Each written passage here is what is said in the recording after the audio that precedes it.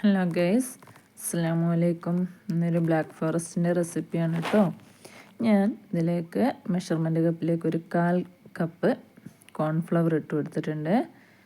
പിന്നീട് 3/4 കപ്പ് ആവുന്നത് വരെ മൈദ ചേർത്ത് കൊടുക്കുകയാണ് കേട്ടോ.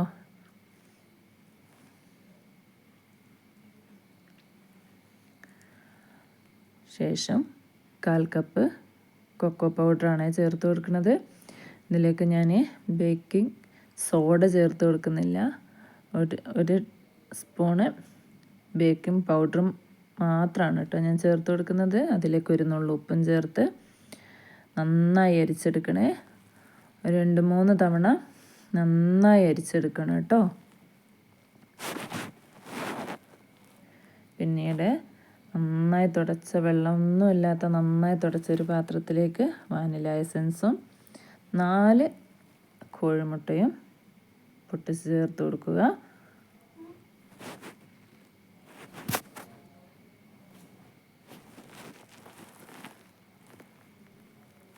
ബീറ്ററിലും പാത്രത്തിലും ഒന്നും വെള്ളം ഉണ്ടാവാൻ പാടില്ല കേട്ടോ. നന്നായി തുടയ്ക്കണേ.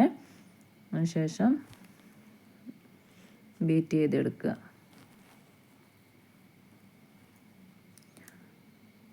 ഇതിലേക്ക് 3/4 കപ്പ് പൊടിച്ച പഞ്ചസാര ചേർത്ത് കൊടുക്കുക. നന്നായി ബീറ്റ് ചെയ്തതുപോലെ വെള്ള കളറാവുന്നത് വരെ ബീറ്റ് ചെയ്തെടുക്കുക.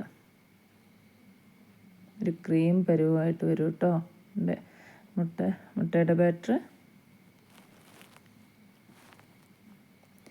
പിന്നീട് നമ്മൾ അരിച്ച് വെച്ച മിക്സ് കുറച്ചീച്ചയായിട്ട് ഈ മുട്ടയുടെ ബാറ്ററിലേക്ക് ഇട്ട് കൊടുത്തതിന് ശേഷം മെല്ലെ വളരെ പതുക്കെ ഇതുപോലെ മിക്സ് ചെയ്ത് കൊടുക്കുക.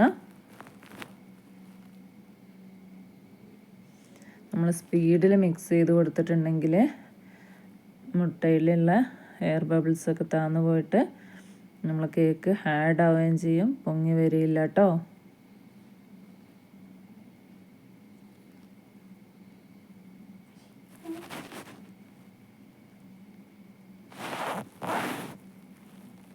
ഇതുപോലെ എല്ലാം മിക്സ് ചെയ്തെടുക്കുക. അതിനുശേഷം നമ്മുടെ വിനാഗിരി ഒരു 1/2 ടീസ്പൂണ് വിനാഗിരി ചേർത്ത് കൊടുത്ത് ഇതുപോലെ മെല്ലെ മിക്സ് ചെയ്തെടുക്കുക. ഞാൻ എഡിറ്റ് ചെയ്തപ്പോൾ മാറിപ്പോയതാണ്. ബാറ്ററൊക്കെ റെഡിയാക്കുന്നതിന് മുന്നേ ഇതുപോലെ നമ്മളെ കേക്ക് ടിന്ന് ലേശം ഓയിൽ ഒഴിച്ച് കൊടുത്തിട്ട് ഇതുപോലെ മൊത്തം ഒന്ന് ഇതാക്കി കൊടുത്ത് മൈദ ഇട്ടിട്ട് നമ്മൾ ബട്ടർ പേപ്പർ ചെയ്ത് ആക്കി വെക്കണേ. അതിനുശേഷം ഇതുപോലെ ബാറ്റർ ഇതുപോലെ ഒഴിച്ച് കൊടുക്കുക. എന്നിട്ട് ആദ്യം ഒന്ന് നല്ലോണം ടാപ്പ് ചെയ്തെടുക്കുക. അതിനുശേഷം ഒരു ഇറുക്കിൽ എന്തെങ്കിലും വെച്ച് ഇതുപോലെ ഒന്ന് ചെയ്ത് കൊടുത്ത് വീണ്ടും നന്നായിട്ടൊന്ന് ടാപ്പ് ചെയ്ത് കൊടുക്കണേ.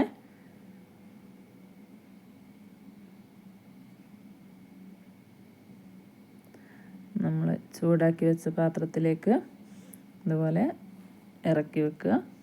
ഉപ്പോ മണലോ ഒന്നും ചേർക്കണ്ട കേട്ടോ. എന്തെങ്കിലും ഒരു വട്ടപ്പാത്രം നമ്മൾ ഇറക്കി വെക്കുന്ന പാത്രത്തിലേക്ക് ചേർന്ന് നിൽക്കാതെ ഇരിക്കാൻ വേണ്ടി ഒരു പാത്രം വെച്ച് കൊടുത്താൽ മാത്രം മതി. നമ്മളെ കേക്ക് കണ്ടില്ലേ, നല്ല സോഫ്റ്റായി നല്ല കറുത്ത കളറിൽ വന്നിട്ടുണ്ട്. 1 കപ്പ് ക്രീം ഇതുപോലെ ഒഴിച്ചു കൊടുത്ത് ഇതിലും വെള്ളമൊന്നും ഉണ്ടാവാൻ പാടില്ല കേട്ടോ. ബീറ്ററിലും പാത്രത്തിലും ഒന്നും വെള്ളം ഉണ്ടാവരുതേ. ഇതുപോലെ അടിച്ചെടുക്കുക. അതിലേക്ക് ഞാനൊരു 2-3 തുള്ളി ബട്ടർ സ്കോച്ചിൻ്റെ എസൻസ് ചേർത്ത് കൊടുത്തിട്ടുണ്ട് കേട്ടോ. ക്രീമിനൊരു ടേസ്റ്റ് കിട്ടാൻ വേണ്ടിയിട്ടാണ്. ഇതുപോലെ നന്നായി ടൈറ്റ് ആവുന്നത് വരെ ക്രീം ബീറ്റ് ചെയ്തെടുക്കുക.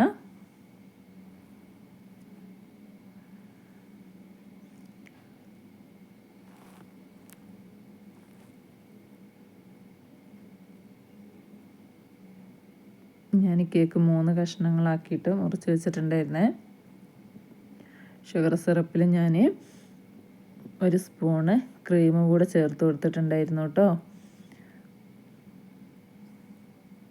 അപ്പം നല്ലൊരു ടേസ്റ്റാണ് ക്രീമിന്, ഷുഗർ സിറപ്പിന്. അതിന് ശേഷം ഇതുപോലെ ക്രീം ഇട്ട് കൊടുത്ത്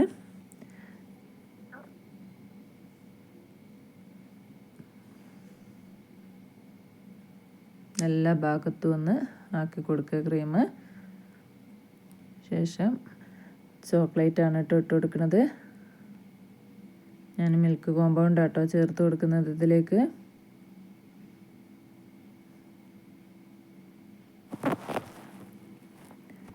ശേഷം ഓരോ ലെയറുകളും വെച്ച് കൊടുത്ത് ലാസ്റ്റ് ലെയറാണ് കേട്ടോ. ഇതുപോലെ ഒന്ന് അമർത്തി കൊടുക്കണേ, മെല്ലെ കൈവച്ചൊന്ന് അമർത്തി കൊടുക്കണം കേട്ടോ. അതിനുശേഷം ഷുഗർ സിറപ്പ് ചേർത്ത് കൊടുത്ത്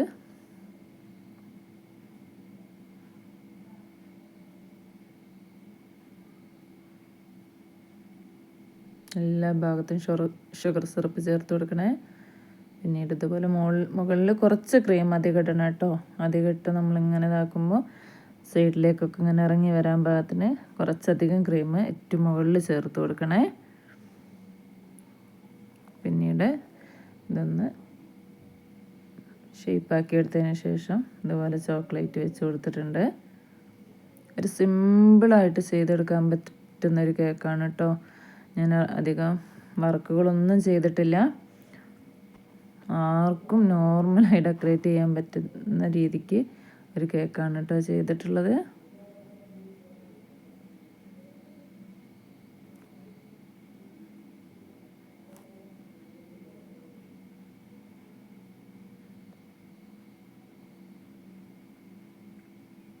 ഞാൻ ഈ പറഞ്ഞ അളവിൽ കൊക്കോ പൗഡറും കോൺഫ്ലവറും മൈദയും ഒക്കെ എടുത്ത് ഞാൻ ഇതേ പറഞ്ഞതുപോലെ തന്നെ ചെയ്യുകയാണെങ്കിൽ ഒരിക്കലും കേക്കിൻ്റെ സ്പഞ്ച് ഫ്ലോപ്പായി പോവില്ല കേട്ടോ.